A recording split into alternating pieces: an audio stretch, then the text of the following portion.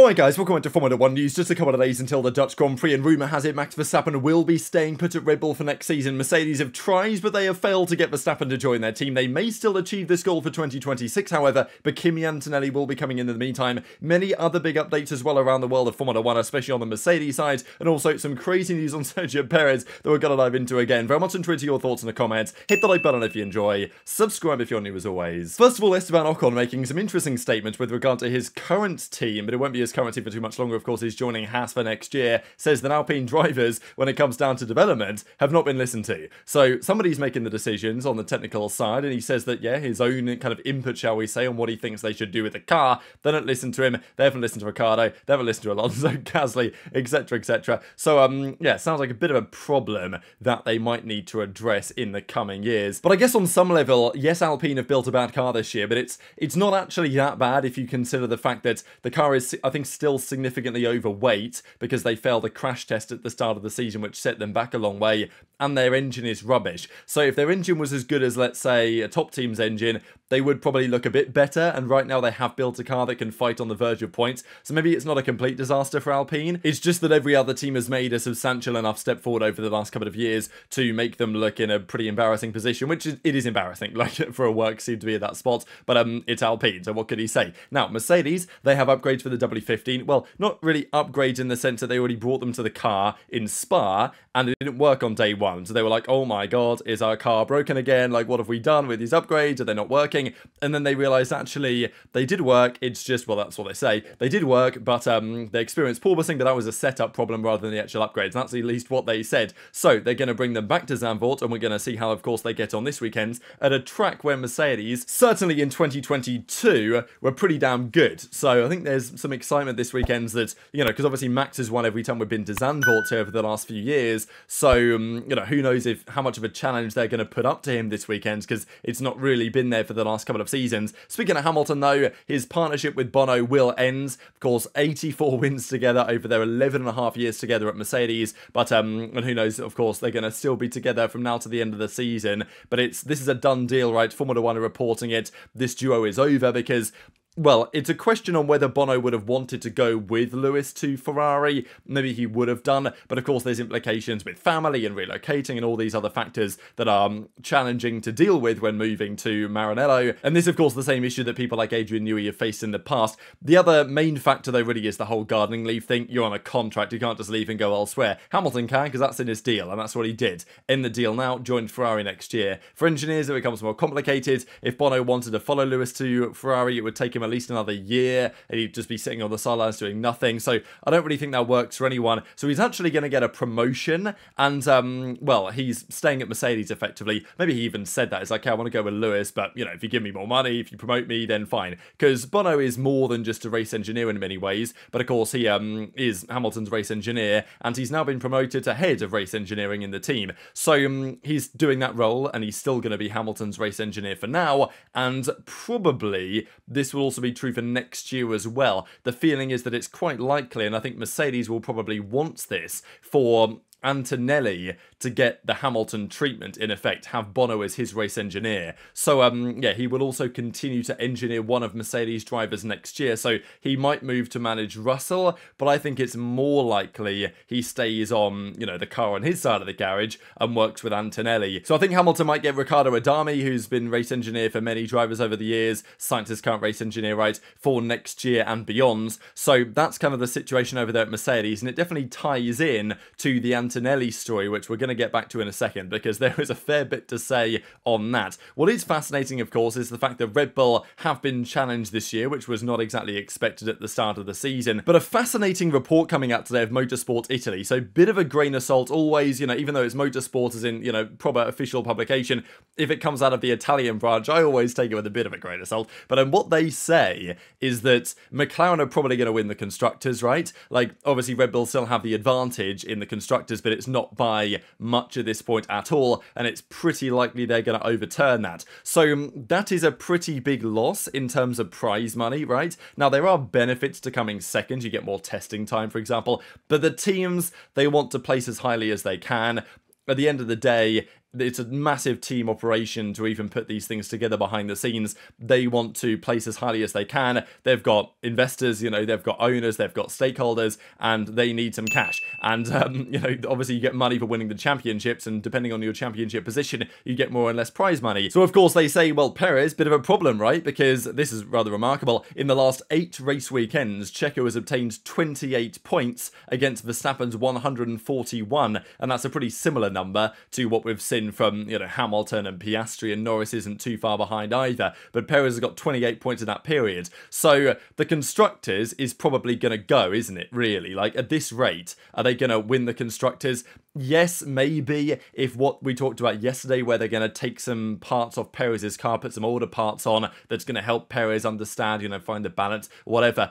If that happens, then maybe it helps him a bit, but I don't know if it's going to help him enough to be back up in the podium fight as he was at the start of the season. So what they say is, this article, go ahead with Payrez, therefore, it is whispered, thanks above all to the guarantee that in the event of the defeat in the Constructors' Championship, a significant part of the financial loss will be compensated by the pool of Mexican sponsors, led, of course, by Mr. Magnate himself, Carlos Slim.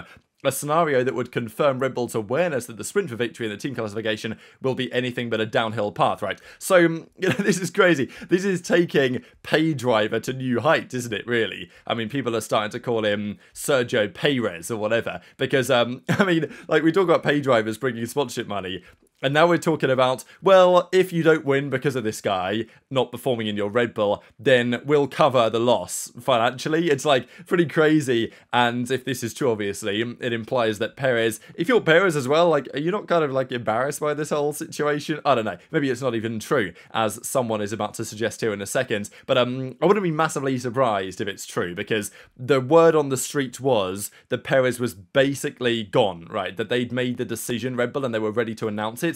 And then Carlos Slim came in and said, hey, we're not having that. Like, you know, he is going to stay, and we're going to do whatever it takes from a Mexican sponsorship perspective to actually make that happen, especially for the Mexican Grand Prix, I suppose, of course. So, yeah, it makes it sound to me like Payrez ain't going anywhere. But, yeah, this is true. It definitely takes things to new levels. However, Thomas Maher does say that this ain't true. Claims that Carlos Slim or other Mexican sponsors are going to pay the balance if they lose the championship are completely false, sources have indicated to me. So, you know, he does say that it's still possible that they were to make a change before the end of the season. One thing that I've kind of, my feeling is anyway, Eric Van Haren, we'll talk about him in a second, he's basically a Verstappen mouthpiece. Like, anything he says comes from the Verstappens. Thomas Maher has kind of been considered the same thing for Red Bull, at least in some of the things he said, some of the things he's disagreed with perspectives on. I don't know, that's my read, maybe I'm wrong, but often when this guy says something, it's usually like from Red Bull, and then when Eric Van Haren says something, it's from the Verstappens, and there's obviously a bit of a difference there. So, you know, I would treat this as like Red Bull's perspective, saying, yeah, it ain't true. But obviously Red Bull quite possibly are going to be saying that. Now, Mercedes, they've won 3 of the last 4 Grand Prix, and they are in a very interesting position with what they do for their driver lineup next year, because it's not so clear for Mercedes that you simply, you know, put another champion, or at least a race winner in the car, at least someone with experience,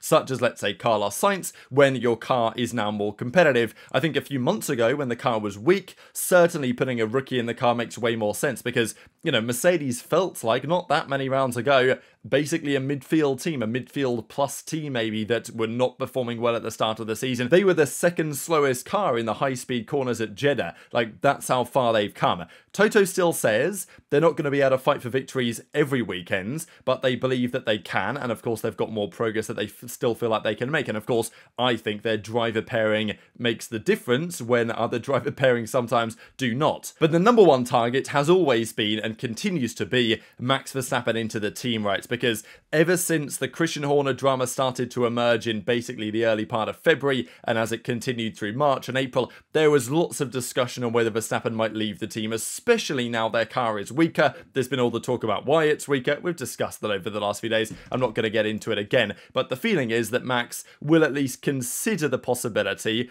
The rumour was, though, as of a couple of weeks ago, maybe a week or so ago actually, that they will effectively monitor Mercedes' progress for next year and then make a decision in 2026, because Verstappen probably still feels like the Red Bull car for next year will be best positioned to at least challenge for a championship. Mercedes is in some sense too risky. So, yeah, Van Haren says this is basically from the Verstappens as far as I'm concerned. Verstappen is not an option. He's not going to Mercedes. It's not going to happen. Antonelli is going to be the new teammate for, of course, George Russell next year. So Van Haren's, of course, getting ready to go for Zandvoort, the Dutch Grand Prix this weekend. Of course, it would be a pretty difficult time for Mercedes to announce anything, or Verstappen to announce anything if he was to leave, but they've waited their time, really. Verstappen's obviously seen what's happened behind the scenes, but yeah, word on the street is that Verstappen's effectively said, no, I'm going to stick with it here at Red Bull for at least the next season. But there are rumours going around that there are clauses that allow him to exit. Now, the clause that we discussed a couple of months ago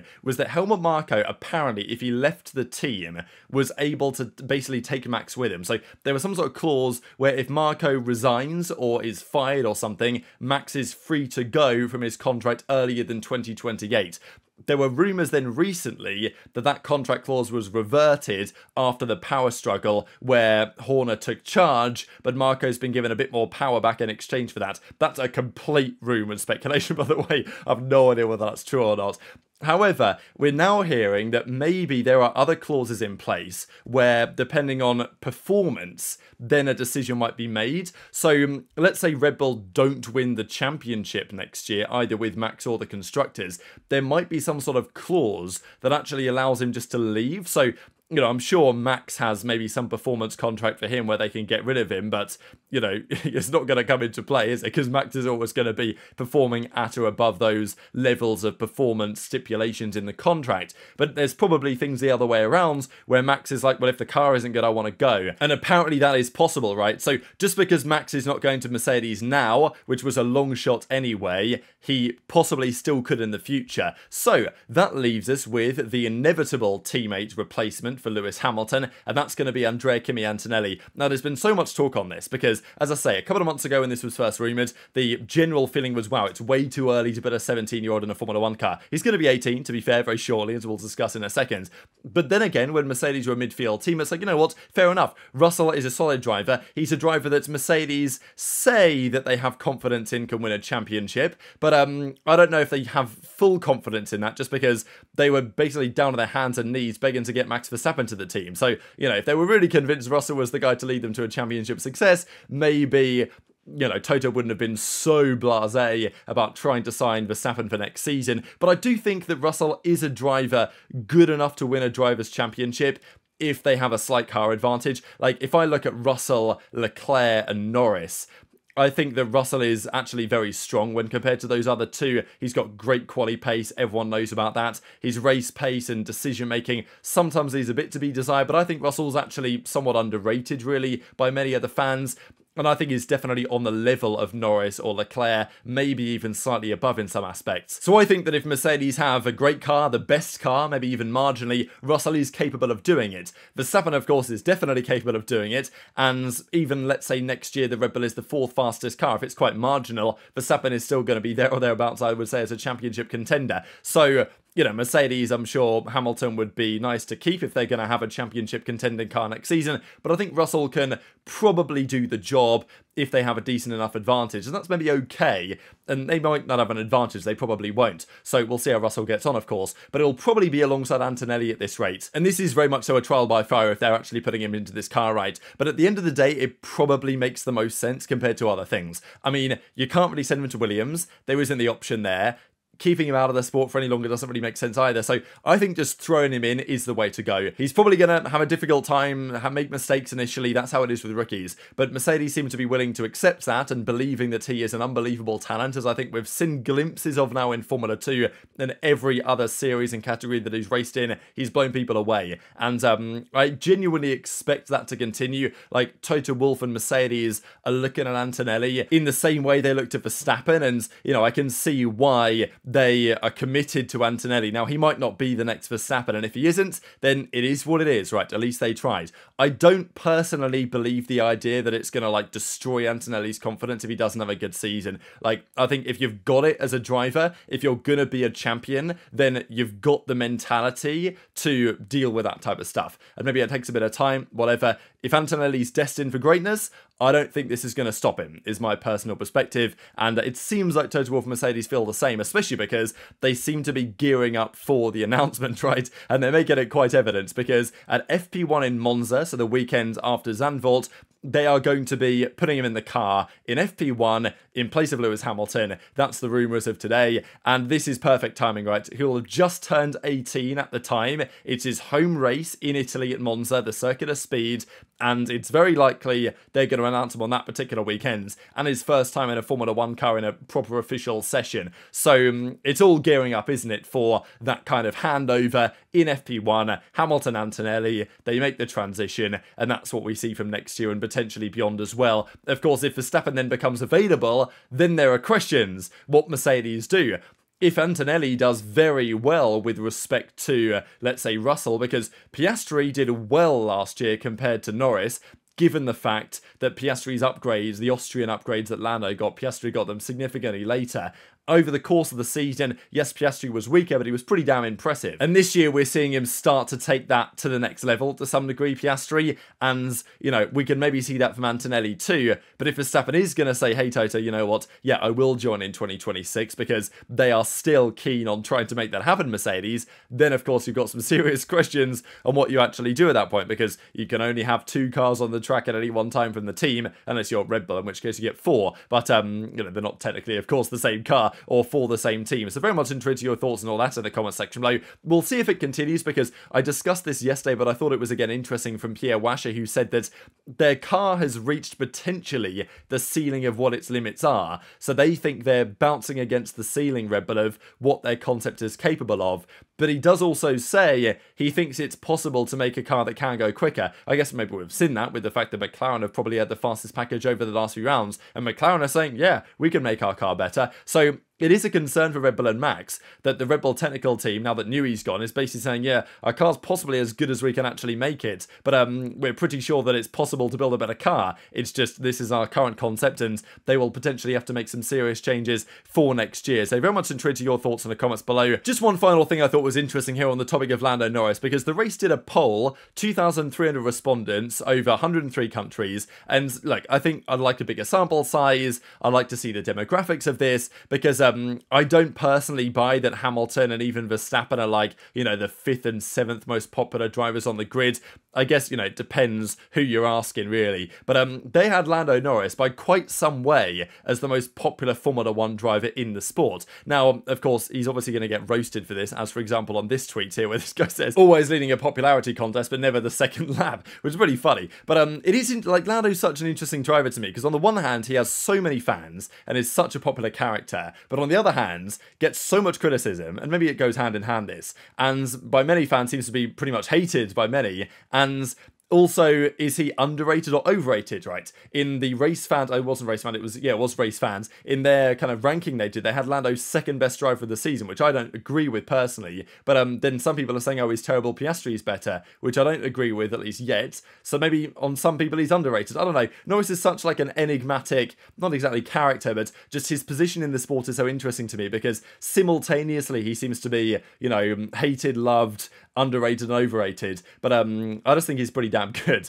So we'll see how he performs, of course, for the second half of the season, because didn't finish the way that he wanted it to the first half of the season, but as we can well see, that championship in terms of constructors is definitely well within reach. So very much intrigued to your thoughts in the comments below. Hit the like button if you enjoyed, subscribe if you're new, take care, and I'll see you next time.